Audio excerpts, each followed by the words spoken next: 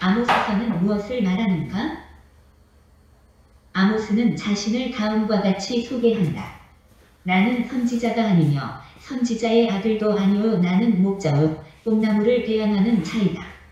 아모스는 양떼와 뽕나무 농장을 소유한 부자가 아니고 가난한 환경에서 살았던 목자로 간주해야 한다.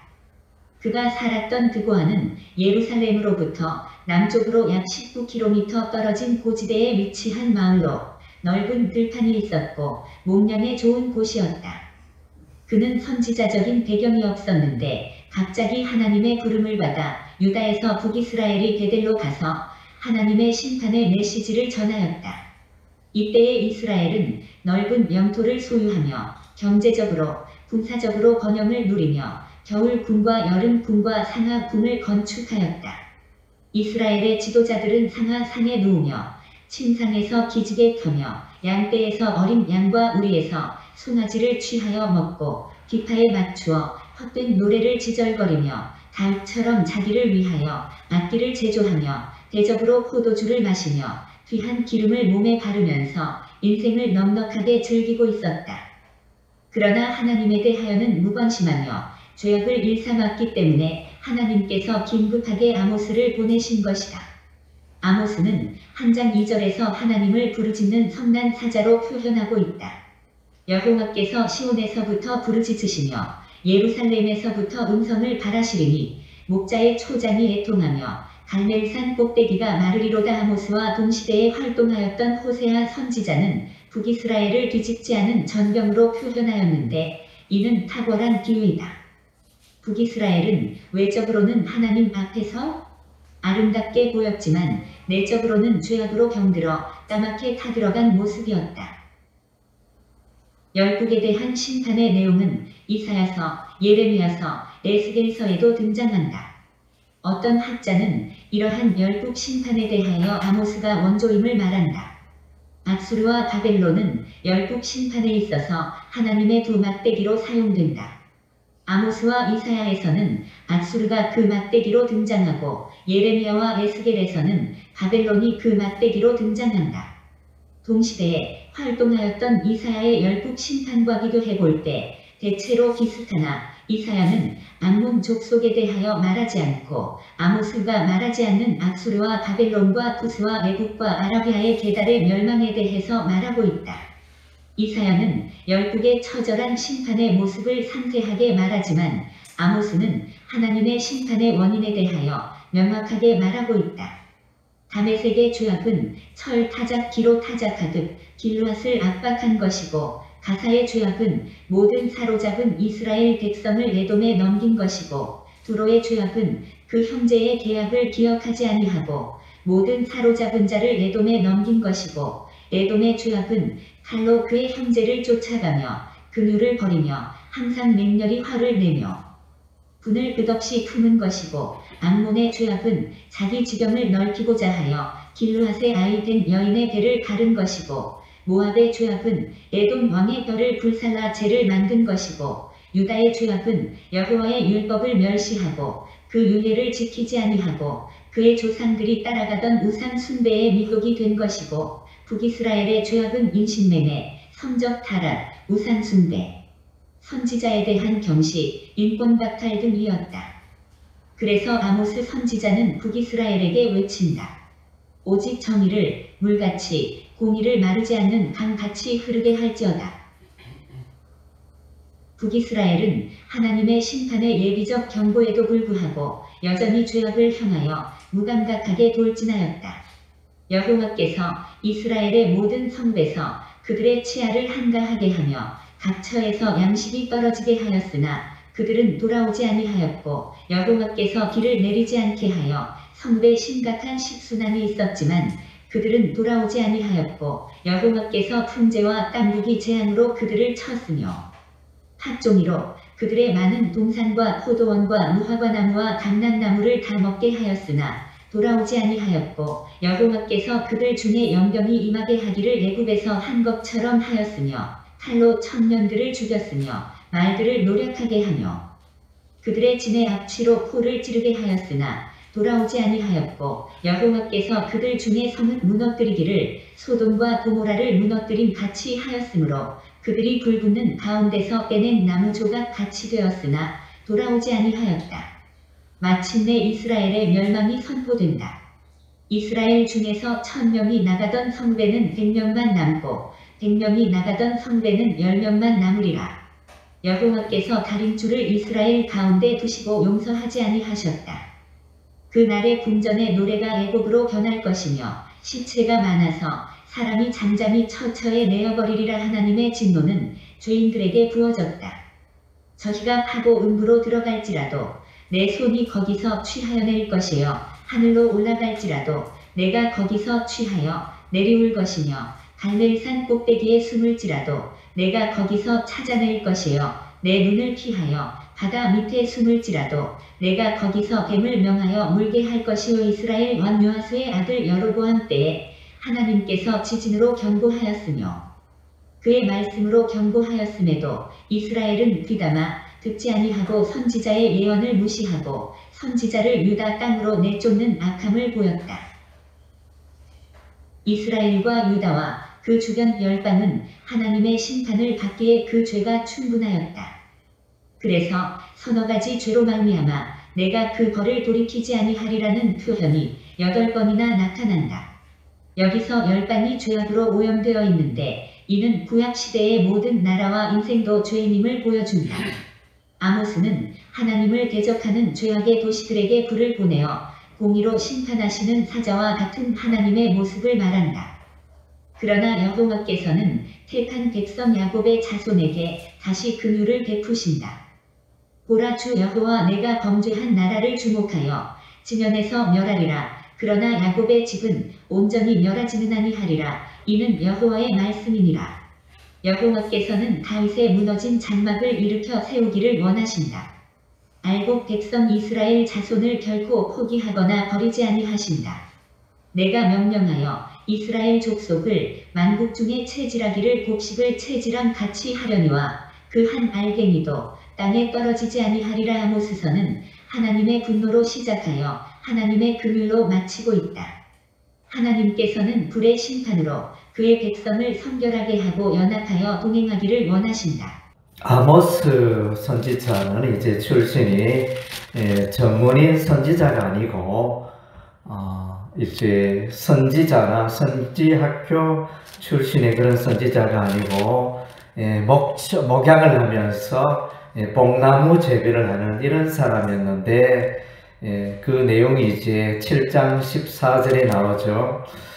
아모스가 아마사에게 대답하여 이르되 나는 선지자가 아니며 선지자의 아들도 아니라 나는 목자여 뽕나무를 재배하는 자라. 이렇게 자신의 신분에 대해서 말씀해 주고 있습니다. 우리 하나님께서 이제 급하게 아모스 선지자를 불러내어 하나님의 뜻을 계시한 그런 경우가 되어집니다. 이때 당시에 제사장 아마샤가 있었는데 그는 이제 이런 베델의 제사장 아마샤는 이런 하나님의 계시를 받을 수 없는 모르는 무지한 그런 가운데 있었습니다.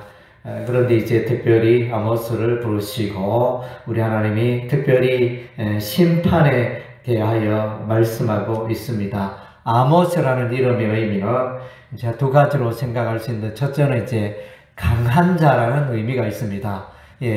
왜 강한 자라는 의미가 어떤 뜻이 있느냐면, 그래서 여로보암 시대가 강한 시대였습니다.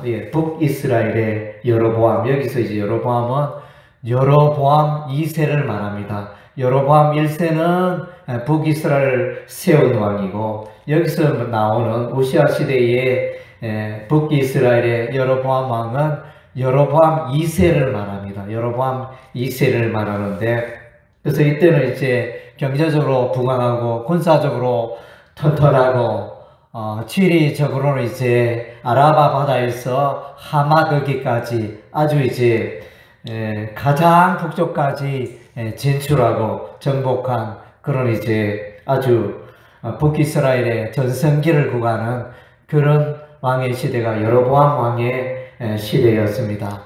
그래서 이제 강한 자는 여로보암 왕이 아니고, 그럼에도 불구하고 강한 자는 아수르나 바벨론 왕이 아니고 강한 자는 여호와 하나님이라는 걸 보여주고 있습니다. 강한 자. 그래서 이 강한 자 여로보암 왕과 그 시대는 순식간에 몰락합니다. 북이스라엘 왕이 이 북이스라엘이 약 30년 뒤에 완전히 아수르에게 멸망당합니다.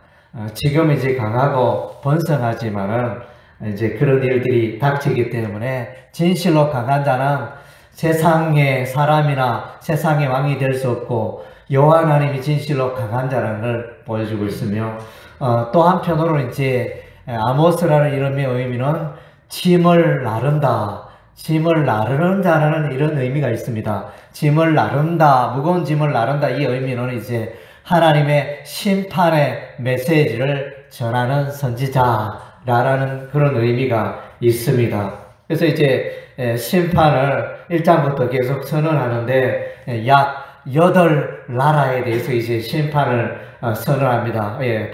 다메섹 나라, 그 다음 가사, 블레셋, 가사, 두로, 에돔, 암몬, 모압, 유다, 이스라엘, 이렇게 해가지고 약 8개국에 걸쳐가지고 그 심판을 예언하고 있습니다. 이 심판의 주된 제목은 하나님의 백성 이스라엘을 괴롭히고 우상을 숭배하고 하나님의 그 윤리, 창조 질서의 윤리에 어긋나게 살아가는 그런 나라들에 대해서 심판하시겠다. 심판해서 이제 불을 보내리라, 이렇게 표현합니다. 불을 보내리라. 특별히 또 서너 가지 죄로 말미암아 불을 보내고 하나님의 심판이 임하리라, 이렇게 말씀해 주고 있습니다. 그래서 이제 이 아모스 선지자는 이사야, 에레미야, 에스겔 많은 선지자들이 열국의 그 멸망에 관한 심판을 예언했지만은 가장 먼저 이런 열국의 심판을 예언한 선지자로 이렇게 꼽기도 합니다. 그래서 여기에 보면 이제 이 아모스 선지자의 고향은 드고아, 예루살렘에서 남쪽으로 12km 떨어진 드고아가 이 아모스 목자의 고향이었는데, 그래서 하나님이 부르심으로 이 유다 나라에 예언한 게 아니고 북이스라엘 나라에 가서 이제 이 아모스가 예언을 합니다. 북이스라엘 나라에 가서 예언을 했더니 북이스라엘의 베델의 제사장 아마샤가 여기서 예언하지 말고 너희 나라에 가서 예언해라, 이러면서 이렇게 말하는 장면이 이제 성경에 나타납니다. 그래서 이제 북이스라엘의 하나님의 계시에서 너무나 무지하고 답답하니 하나님께서 이제 아모스를 남왕국 유다에 있는 아모스를 불러서 북이스라엘 왕국에 대하여 예언하는 그런 장면이 있습니다. 그래서 이제 아모스 7장 12절에 아마사가 또 아모스에게 이르되 선견자여 너는 유다 땅으로 도망하여 가서 거기서나 떡을 먹으며 거기서나 예언하고 다시는 베델에서 예언하지 말라. 이는 왕의 성소요 나라의 궁궐입니다. 그러면서 이제 아모스의 예언을 이렇게 무시하는 이런 이제 발언을 보게 됩니다. 그래서 이제 이 여로보암 시대에 경제적으로 아주 번영했습니다. 그래서 이제 겨울궁을 만들고 여름궁을 만들고 이런 표현은 성경에 흔하지 않습니다. 뭐 이스라엘 나라가 그렇게 뭐 강한 나라가 아니기 때문에 여름궁, 겨울궁 이런 사치 부릴 그런 여유가 없는데, 여로보암 시대는 이제 경제적으로 번영하여 이와 같이 이제 겨울궁도 만들고 여름궁도 만들고, 특별히 초가집을, 오두막집을 집에서 탈피하여 이제는 이제 다듬은 돌로 이제 집을 건축하게 되어지는 그런 영화를 누리게 됩니다. 그런 영화를 누리게 된, 경제적으로 번영하였죠. 지리적으로는 이제 하맛까지, 이스라엘의 최북단까지 진출하는 이런 시대였고, 그러나 이제 이 가운데 이제 빛과 어둠이 있었는데, 경제적으로 부유층들이 있는가 하면 서민들은 팔리고 신발 한 켤레 팔리고 매매가 되고 하는 이제 이런 안타까운 모습이 나타납니다. 1장 6절에 보니까 1장 6절에 여호와께서 이와같이 말씀하시되 이스라엘이 서너 가지 죄로 말미암아 내가 그 벌을 돌이키지 아니하리니 이는 그들이 은을 받고 의인을 팔며 신 한 켤을 받고 가난한 자를 팔며, 그러면서 경제적으로 상류층은 부귀영화를 누렸지만은 상하상에 누워서 음악을 듣고 기타를 치고 음악을 즐기고 하였지만은 가난한 자들은 헐벗고 굶주리고 힘들게 살아간 그런 이제 어두운 모습, 이런 모습에 대해서 이제 우리 하나님이 책망하고 있습니다. 이러한 중에 이제 경제가 번영할수록 여호와 하나님 중심으로 나아가야 할 텐데 오히려 송아지 우상을 섬기고 우상을 섬기는 일에 더 열심을 내는 그런 나라가 북이스라엘이었습니다.